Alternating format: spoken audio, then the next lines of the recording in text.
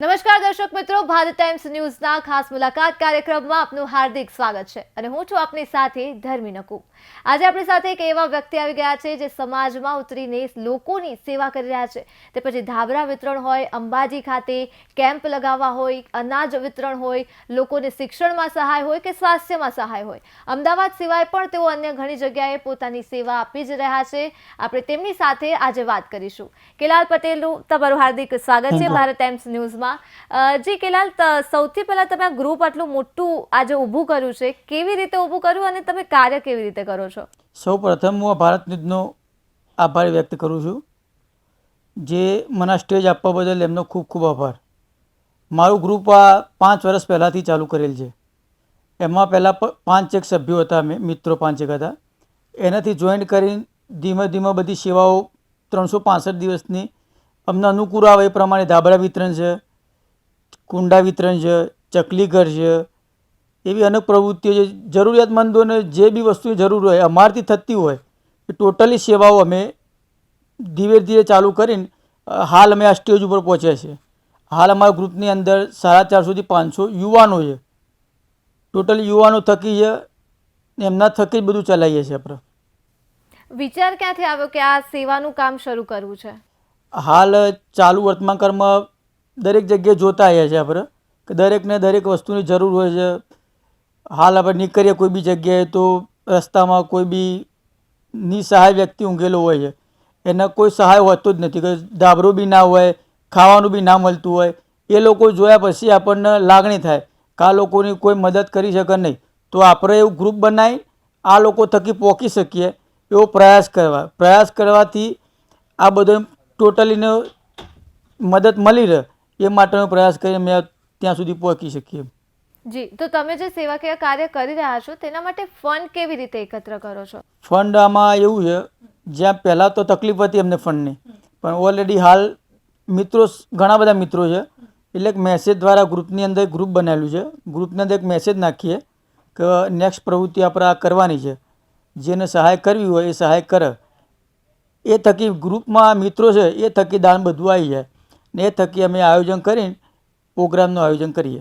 જી, તમે અંબાજીમાં કેમ્પનું આયોજન કરો છો પદયાત્રીઓ માટે, તો તેના વિશે થોડું જણાવો. અંબાજીની અંદર બહુ વિશાળ કેમ્પ હોય છે કે જે અમે ધાર્યું નહોતું કે અમે આટલા સ્ટેજ સુધી પહોંચી જઈશું ને અમારો કેમ્પ આટલો વિશાળ બની જશે. અમારા કેમ્પ ઉપર સ્થાયી 100 થી 150 છોકરાઓ સેવામાં જ હોય છે ને અમારા સેવાની અંદર 24 થી 25 આઇટમો લિક્વિડથી લઈને મેડિકલ કેમ્પ સુધી ટોટલી સેવાઓ ગ્રુપની અંદર થતી હોય છે. એની અંદર યુવાનો સ્ટેપ બાય સ્ટેપ ને વિથ મહેમાનો બી એટલું આવે છે કેમ્પની અંદર જોવા માટે કે આ કેમ્પ કઈ રીતે આયોજન કરે છે. ને અમે મહેમાનોને બી અમે એટલી મહેમાનગતિ કરીએ છીએ ને પદયાત્રી લાખોમાં પદયાત્રીની સેવા બી અમે સાથે સાથે કરતા રહીએ છીએ. દિવસમાં આમ કેટલા લોકો આવી જતા હશે? 30,000 સમથિંગ ખરા. અને કયા કયા પ્રકારની તેમને લાભ મળે તમારા? મેડિકલથી લઈને ટોટલી લિક્વિડ, મેડિકલ, ચા પાણી, નાસ્તો 24 કલાક કેમ્પ ચાલુ હોય છે આપણે. એથી કંઈ બી તકલીફ હોય, કંઈ બી સારવાર જોઈતી હોય, કેમ્પની અંદર હોય કે ના હોય, અમે એમની મદદ કરવા માટે તત્પર જ રહેતા હોઈએ છીએ. એટલે એમની ગમે તે કરીને બી અમે મદદ કરીએ. એ વ્યક્તિ અમારે મદદ માટે આવ્યો હોય એને અમે ખાલી ના જવા દઈએ મદદ કરવામાં. જે સેવાનો લાભ અમારે લેવાનો છે અમે પૂરેપૂરો લાભ લઈએ જ લઈએ સેવાનો. બિલકુલ, ભક્તની સેવા એ જ ભગવાનની સેવા. એમાં તો જે કેમ્પ હોય એ અમદાવાદના જ કાર્યકર્તા હોય છે એમાં, કે અંબાજીના કાર્યકર્તા કેવી રીતે કાર્યકર્તા ત્યાં પહોંચે છે? ટોટલી હા, અમદાવાદથી લઈને ટોટલી ઉત્તર ગુજરાતની અંદર જેટલા બી પદયાત્રી નીકળે. મારો કેમ્પ વિસનગરથી આગળ ભીમપુરા કંપાની બાજુમાં કેમ્પ હોય છે મારો. ત્યાં આગળથી પદયાત્રી રેગ્યુલર પદયાત્રી નીકળતા જ હોય છે, પણ ટોટલી ઉત્તર ગુજરાતના, જેથી કરીને વિજાપુરથી લઈને ટોટલી વિસનગરથી લઈને એ લાઈનના ટોટલી વ્યક્તિઓ ત્યાંથી નીકળતા હોય. દરેકને સેવાનો લાભ અમારા કેમ્પ ઉપર મળી જાય. તો તમે અમદાવાદ સિવાય પણ અન્ય કયા કયા ક્ષેત્રમાં તમારી સેવા આપી રહ્યા છો? હાલ અમદાવાદની અંદર જે આ સેવાના કાર્ય તમને કીધા કે જે 500 સેવાના કાર્યમાં 365 દિવસ ચાલુ રહે છે, એ સેવા જેટલી અહીંયા થાય છે અમદાવાદમાં, એટલી જ સેવાઓ વસઈ તાલુકો વિજાપુર, જિલ્લો મહેસાણા, વસઈ ગામની અંદર બીજી એક ટીમ છે મારી, એ મારા મિત્રો જ છે બધા. એ અહીંયા સેવાઓ તો એટલી સેવાઓ એ લોકો ત્યાં બી કરે છે. આજુબાજુના વિસ્તારની અંદર જે વિસનગર છે, મહેસાણા છે, ગોઝારિયા છે, કુકરવાડા છે, બીજા ગ્રામ્ય વિસ્તારો હોય, દરેકની જગ્યાએ ત્યાં બી સેવાઓ એ લોકો પૂરી પાડે છે. જેટલી અહીંયા સેવાઓ થાય એટલી સેવાઓ ત્યાં બી એ લોકો કરે છે. બિલકુલ. અને લોકોને જો તમારી સાથે જોડાવવું હોય તો તે કેવી રીતે તમારી સાથે જોડાઈ શકે? મારું રતન સેવા ગ્રુપ નામનું એક આઈડી છે, એમાં મારો નંબર બી છે, ફોન કરી બી જોડાઈ શકે છે. એમાં વોટ્સઅપમાં બી ગ્રુપ બનાવેલું છે મેં, એમાં બી મને કોલ કરીને મારા ગ્રુપમાં જોડાઈ શકે છે. ને મારી કોઈ બી પ્રવૃત્તિ હોય એ ફેસબુકમાં, ઇન્સ્ટાગ્રામમાં ને મારું પર્સનલી વોટ્સઅપની અંદર એ એડવાન્સમાં જાહેર કરતા હોઈએ છે. 15 દિવસ 20 દિવસ પહેલાં મેં જાહેરાત કરતા હોઈએ છીએ. સેવાનો લાભ લેવા માટે, સેવા કરવા માટે એની ટાઈમ અમારામાં એવું હોતું નથી કે ભાઈ અમારા ગ્રુપના અંદર મિત્ર છે એ જ આવી શકે, એવું કોઈ એવું છે નહીં. કોઈ બી વ્યક્તિ મદદ કરવા માટે, સેવા કરવા માટે, સેવાનો લાભ લેવા માટે એની ટાઈમ આવી શકે છે. બિલકુલ. તમે ઘરડા ઘરમાં પણ તમારી સેવા આપો છો, તો ઘરડા ઘરમાં કેવો તમારો અનુભવ રહ્યો? અને એક તો ઘરડા ઘરના પ્રમાણ પણ વધી રહ્યા છે, ઘટવાની જગ્યાએ લોકો એમાં જઈ રહ્યા છે, તો શું લાગે છે એ બાબત? પહેલાં તો ઘરડા ઘર માટે મારું એટલું કહેવું છે કે હવે ઘરડા ઘર આગળ વધવા ના જોવે, બસ આ જે એમાંથી ઓછા થવા જોવે. એના માટે હાલના યુવાનો જે છે એ લોકોને જાગૃત થવું જોઈએ. મા બાપ વિશે પોતાની પત્નીને કે વારંવાર સમજાવે કે મા બાપને કઈ રીતે રાખવા, શું છે શું નહીં, તમે તમારા મા બાપ માટે કઈ રીતે તમે રહીને આવ્યા છો આપણે સાસરીમાં, એ પ્રમાણે તમે વર્તન કરો. એઝ ઇટ એવું મા બાપને બી આપણે સમજાવવું જોઈએ કે એવું કોઈ વિરોધ હોય તો મા બાપને બી સમજાવીને કહેવું જોઈએ કે આ બી તમારી દીકરી જ છે, જે તમે તમારા ઘરેથી પરણાઈને મોકલી છે, એઝ ઇટ બીજેથી પરણીને તમારા ઘરે એ જ આવી છે, તો એને બી તમે એ રીતે વર્તન કરો જેથી કરીને આ પ્રશ્ન બને નહીં ઘરની અંદર, કોઈ ઝઘડાનું મૂળ ઊભું થાય નહીં. ના થવાથી ઘણા ઘરમાં મા બાપને આપણે મોકલવા ના પડે. ને બીજું વસ્તુ, મા બાપ શું છે, દીકરાને ને વહુને પરિવાર વ્યવસ્થિત રહે એના માટે એ લોકો જાતે કરીને ઘરડા ઘરમાં જતા રહે છે. એમાં તો અમુકના દાખલા એવા બી બને છે કે ઘરે જાણ કર્યા વગર બી નીકળી જાય છે, ઘરે બી છોકરાને બી ખબર ના હોય કે મારા મમ્મી પપ્પા કહે શોધખોળ કરે, એના પછી જાણ થાય કે મારા મા બાપ ઓલરેડી ઘર છોડીને ઘરડા ઘરમાં જતા રહે છે એવું એમ.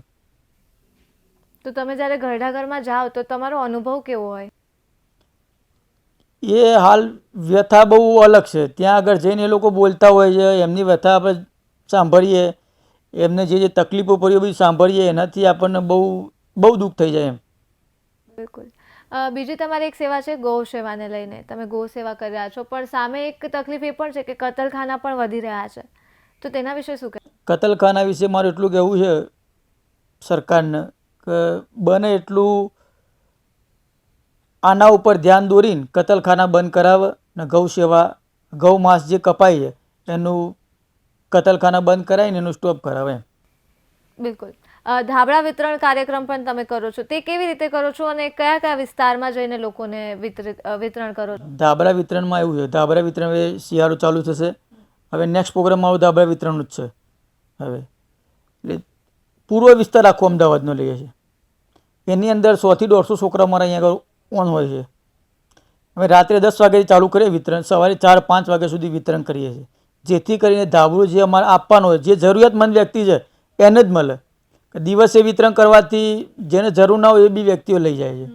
એટલે રાત્રે 10 વાગ્યા પછી જે ફૂટપાથ ઉપર સૂતા હોય, નિસહાય હોય, એ લોકોને જાતે રહી જોઈને ધાબળો અમે ઉઠાડીએ, સાથે મીઠાઈનું કે ચવાણાનું પેકેટ બી બાજુમાં મૂકીએ. વાત સાચી કરી. દિવસે જેમ તમે કહો છો જેને જરૂર ના, એ મુદ્દો પણ એક ગંભીર બની રહ્યો છે, કેમ કે સેવાના નામ પર ઢોંગ થઈ રહ્યો છે. 100% કે આ QR કોડ છે, તમે સ્કેન કરો, અમને જરૂર છે, અને ખરેખરમાં જરૂર હોય નહીં કશી. તો હવે લોકો પણ વિશ્વાસ કરતા ગભરાય છે કે દાન કરવું છે, પણ તે લોકોને વિશ્વાસ જ નથી કે દાન કેવી રીતે કરીએ. તો શું કહેશો? મારું કહેવું, એક દાન તમારે કરવું હોય, 5 રૂપિયા કે 50 રૂપિયા જે બી તમારે દાન કરવું હોય, પહેલાં ચેક કરો કે આ સંસ્થા જે છે એ કયા કયા કાર્યો કરે છે, સંસ્થા જોડે કોણ કોણ જોડાયેલું છે. તમને યોગ્ય લાગે કે આમાં દાન કરવા જેવું છે ને આપણે 50 રૂપિયા, 100 રૂપિયા કે 500 રૂપિયા જે આપણે લખાયેલા છે, કાપેલા છે, એ સારી જગ્યાએ વપરાય છે, એવું તમને 100% લાગે કે બરોબર છે, તો જ તમે જગ્યાએ દાન કરો, બાકી ના કરો એમ. બિલકુલ. અંતે લોકોને શું સંદેશ આપશો જેથી વધુથી વધુ લોકો આ સેવાકીય કાર્યમાં જોડાય, અથવા તો પોતાની રીતે વ્યક્તિગત રીતે પણ તેઓ સેવા કરે? હું હાલ યુવાનો માટે જ કહીશ કે યુવાનો જાગૃત થશે આ બધી બાબતે, સેવા માટે કે નુસંસથી દૂર થઈ જાય અને સેવાના માર્ગ ઉપર ચાલશે, તો જે સમય ખરાબ આવવાનું છે હવે એ સમયને રોકી શકશે તો યુવાન જ રોકી શકશે, બાકી કોઈની બીજા કોઈની તાકાત છે નહીં. હાલ યુવાન સારા રસ્તે ચાલશે તો જ પરિવર્તન આવશે, બાકી પરિવર્તન નહીં આવે, બાકી સમય આનાથી ખરાબ આવશે. બિલકુલ કેલાલ અમારી સાથે જોડાયા અને ખૂબ અદ્ભુત ચર્ચા કરી, તે બદલ તમારો ખૂબ ખૂબ આભાર.